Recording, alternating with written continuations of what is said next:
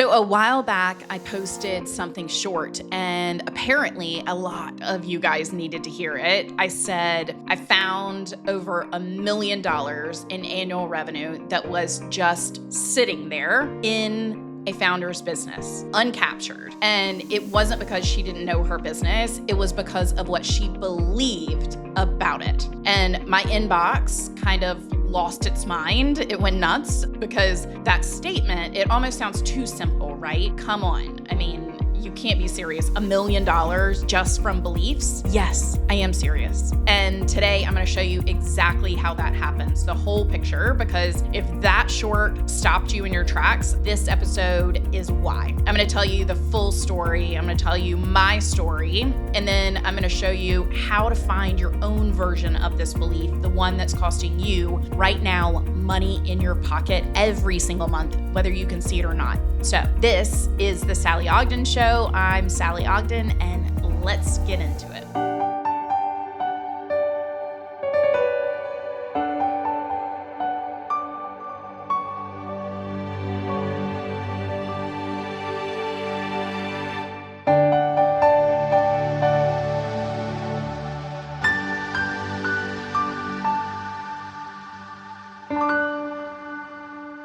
So let me tell you about her. Okay, she had built a real product business. I'm not talking about a side hustle, guys. I'm talking about a brand, okay? Inventory, fulfillment, a small team, loyal customers who genuinely loved what she made. She had done the work. She knew her product inside and out. She knew her customer even. She could tell you everything from her cost of goods sold, her COGS, her conversion rates, her best performing SKUs. She was smart, like really smart. But every time we looked at her pricing strategy, she would get kind of quiet. And when I say quiet, I mean a specific kind of quiet. The kind where you can see someone doing math in their head that has nothing to do with their numbers, right? They're kind of going on the inside, and every time the conversation turned to raising her prices, expanding her margins, positioning herself as this premium option in her space, something would sort of shift. You could kind of feel it. So I stopped asking about the business and I started asking about her. And what we found, and this is the part that I feel like nobody talks about, nobody puts in the business books, nobody covers in the marketing course. What we found was a belief, quiet, old, but deeply rooted, sitting right underneath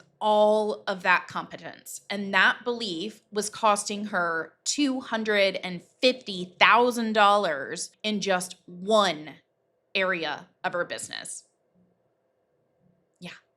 Not because she was bad at business, you guys, at all, but because what she believed about herself inside it. $250,000, $1 million overall. Not bad luck, not a bad product, a belief. Now, when most people hear this concept of someone leaving money on the table, they immediately go to strategy. Like you need better ads, better funnels, new offer, you need to optimize your email sequences. And sometimes that is the answer. But here's what I've actually seen over and over and over again, working with founders and even building my own business, having these conversations for years now about why the scaling isn't happening. The strategy is almost never the problem. Here's what the real problem looks like. And I want you to listen to this list carefully, because I'm not describing a bad business owner. None of you guys are bad business owners. I'm describing someone who is very good at what she does and still somehow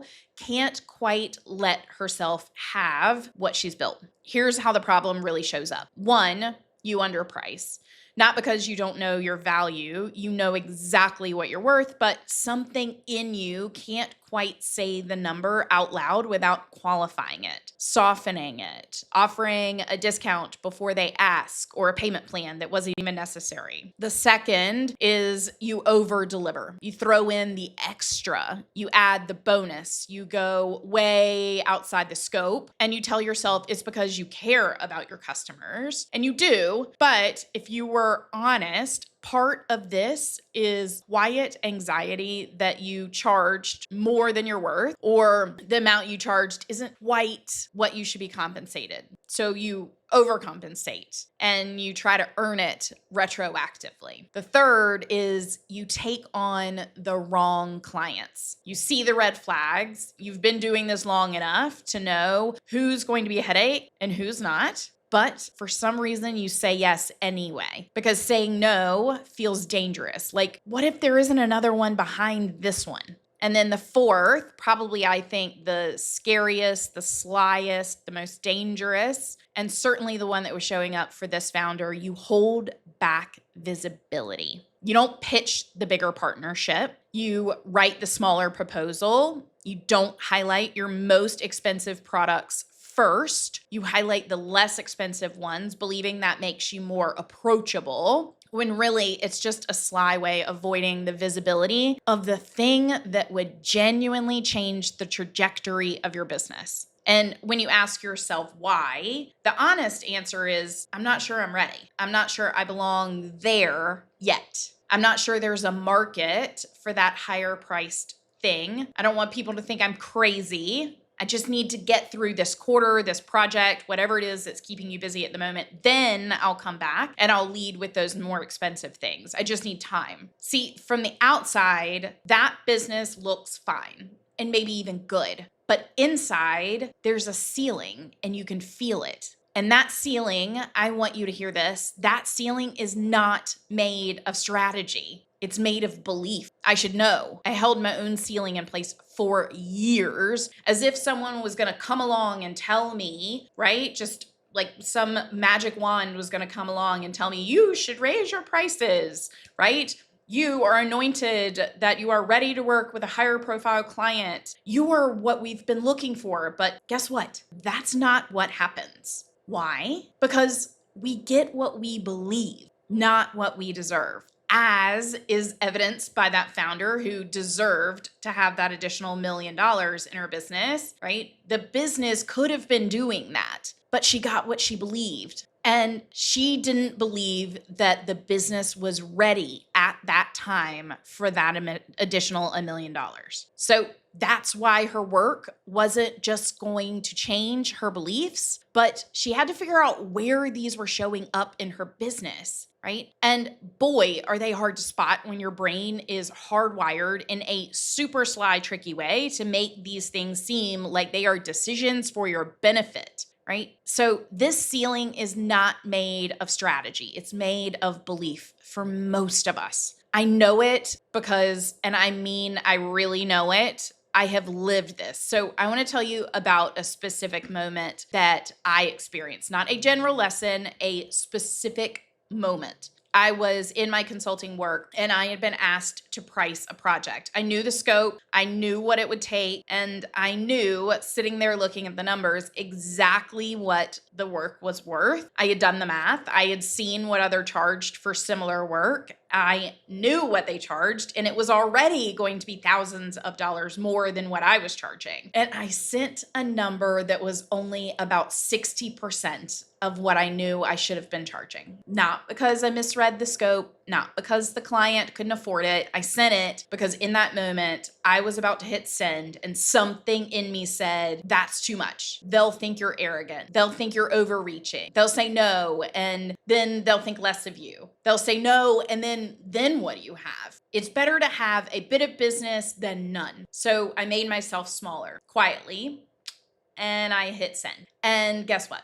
They said yes immediately. Didn't even try to negotiate. I mean, why would they? And I remember sitting there thinking, I should feel good in this moment. I got the client. This is what I wanted. But you know what? I didn't feel good. I felt something closer to embarrassment because I knew I had watched myself do it in real time and I had done it anyway. I had changed my price, and that is not a pricing problem. That is not a strategy problem. That was a belief problem on my part. And it had a name. I just hadn't learned to name it yet. The name was I'm too big for my britches, or that you shouldn't want too much, or don't take up too much space. I had heard kind of some version of that message somewhere, sometime, from someone whose opinion I had given authority to for far too long. And it had been kind of quietly running in the background of every single client conversation I had had, every proposal I was sending, every time I opened my mouth to say what I was worth. That message ran underneath everything else. Frankly, it had been there in my marriage. It had been there in my career as a lawyer. It followed me right into the business I built to be free of all of those things. When someone said to me about a year ago that you're the go-to person for business advice for founders who are 2 million to 10 million in revenue, I kind of got emotional when I heard that, because that's what I wanted to be. Serving those founders in the best possible way, frankly, serving them and getting them results even wasn't a question. I know I can generate results 10 times the return on their investment with me. I knew that wasn't a problem. The only problem that I used to have was when I would say what I was worth. I froze, or I offered to give them that payment plan or a discount for some reason. Why was I making decisions for others about what they could afford and using that as an excuse in my mind? Have you ever caught yourself doing that? Deciding in advance whether you should offer your services or products to certain potential clients, especially the most expensive offers that you have, to someone based on whether or not we believe they can afford it. I mean, how dare we? How dare I make any kind of assumption like that? Instead, my job is just to offer to help them. My job is to make the offer, to tell them there is a solution to struggling with the exhausting way that we tend to run our businesses when we've outgrown the structure that we've built for it, when our sales have far exceeded our systems and we have to catch up. I'm here to help them solve that problem and help them make their business a well-oiled machine that they love again, so they can fall in love with being an entrepreneur again and realize these sales at this level aren't the problem. It's just the lack of systems that is. But I won't offer that help if I continue to believe it's too expensive for most, or that it's not worth it. And the fact is, that is your job too, to make the offer, to help over and over and over again, to be as loud as possible about the problems you solve so that your potential customers can hear you and decide for themselves whether they can afford it. Not us holding back on our most precious things, the biggest transformations that we can give because we are afraid of what someone might say. And so when I sat across from this client that we started talking about and I watched her get quiet at the pricing conversation, boy, did I recognize it immediately, because I knew exactly what was happening underneath. I knew that she was getting smaller. So how do you find your own version of this? Because is it apparent in your business? Is it going on? Because here's the thing about this belief. It's not going to tap you on the shoulder and introduce itself. It runs in the background slyly, and it looks like it's a business problem more than a belief problem. And it feels like a strategy gap and disguises itself as, I just need better marketing, or the market isn't ready, or my audience isn't there yet to pay that price point.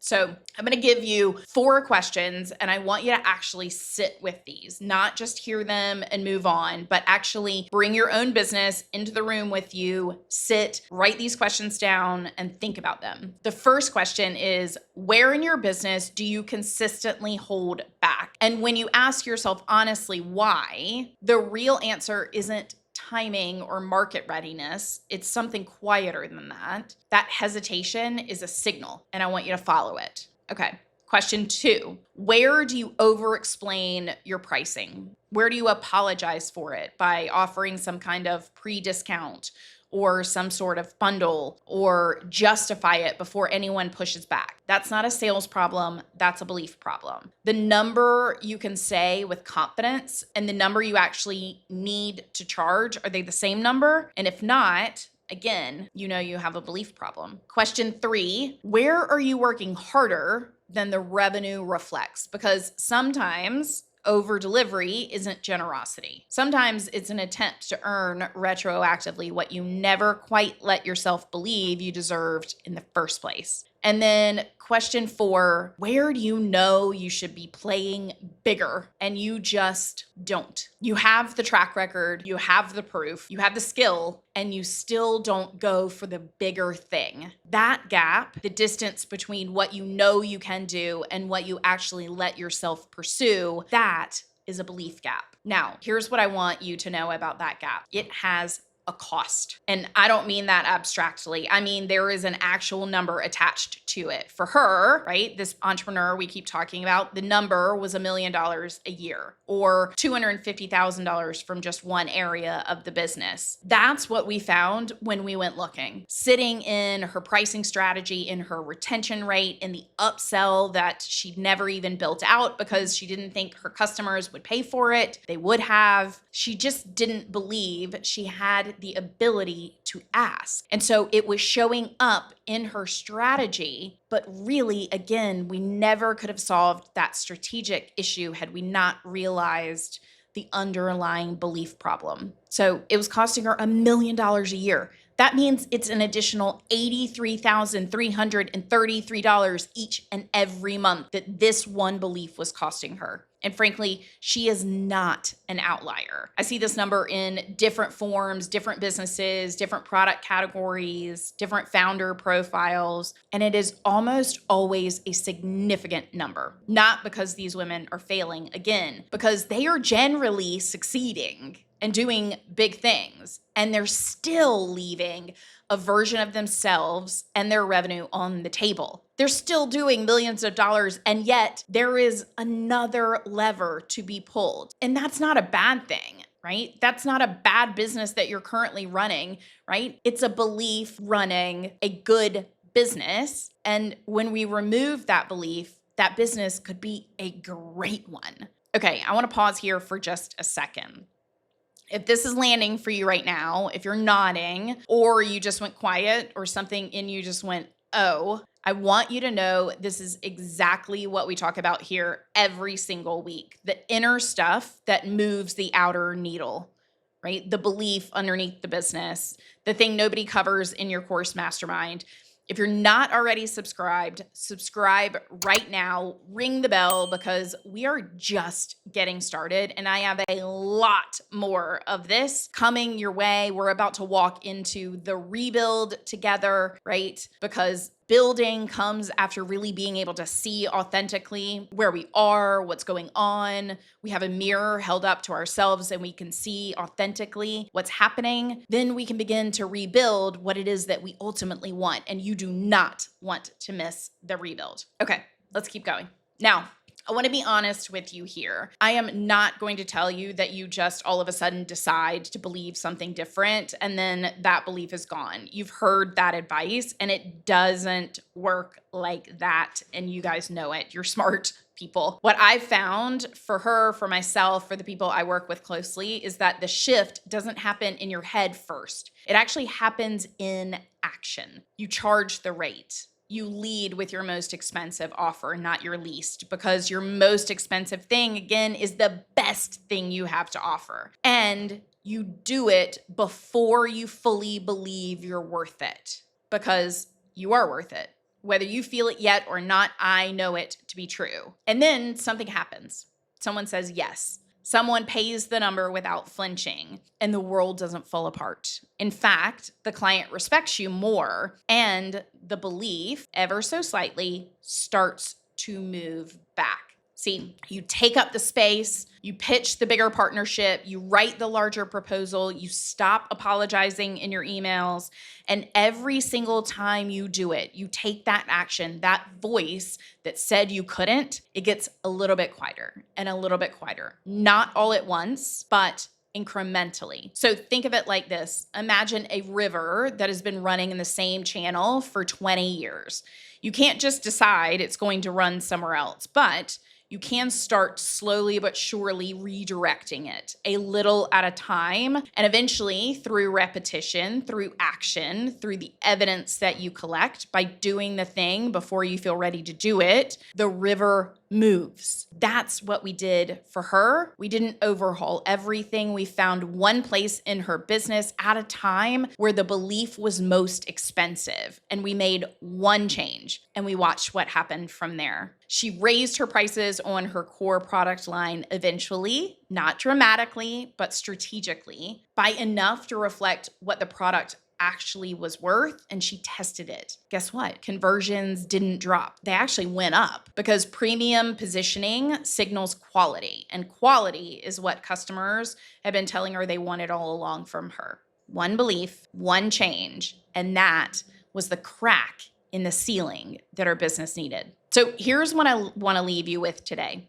This season, these last 13 episodes, like I said, we've been holding up a mirror, and that's been the whole act. We've looked at the voice you lost somewhere along the way, the boundaries you never learned to hold, the yes that you gave out of habit, the version of success that looked perfect from the outside and felt hollow on the inside. And now we're here looking at the business and finding the same sort of pattern showing up. Your business is a mirror. It reflects back exactly what you believe, sadly, truthfully, about your worth, about what you're allowed to have and how big you're allowed to grow. If there is a ceiling in your business right now, if something keeps staying smaller than you know it should be, I want you to get curious, not about the strategy, but about the belief under the strategy. Because here's what I know. The strategy is teachable. You can learn strategy. You can optimize a funnel in an afternoon. But the belief,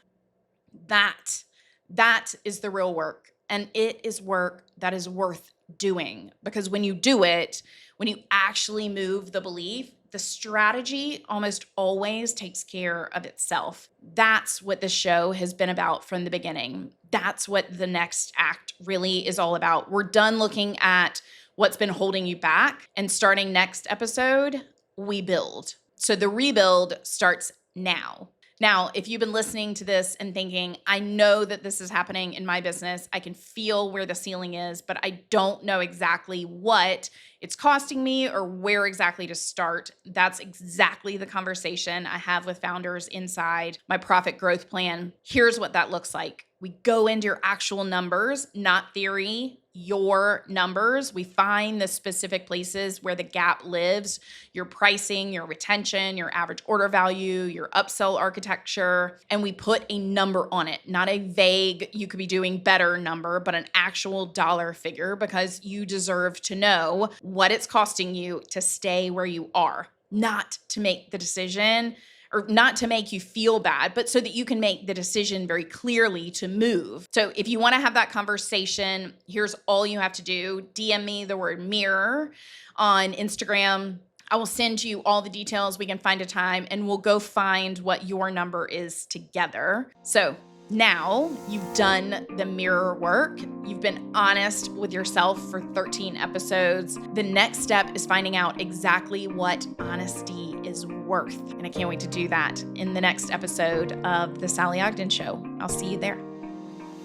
Thank you so much for joining us for this episode of The Sallie Ogden Show. I will see you next time.